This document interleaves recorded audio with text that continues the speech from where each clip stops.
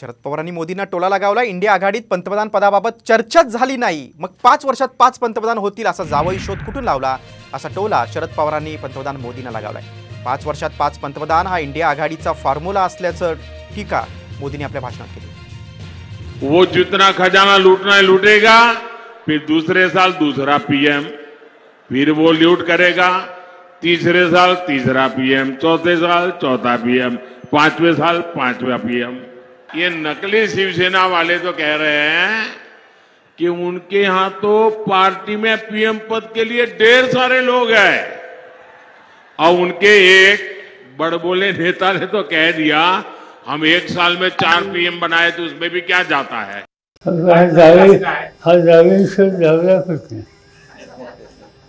त्याची चर्चाही झाली नाही। ज्यावेळेला इंडियाची बैठक झाली 1, 2, 3, त्याच्यामध्ये अयोग्य फायनान्स असतील किंवा खोली करा असा विचार झाला नाही, चर्चाही झाली नाही। आता काही लोक असं म्हणतात, मग तुमचा फायनान्सचा कोण आणि तुम्ही कसं जाणार?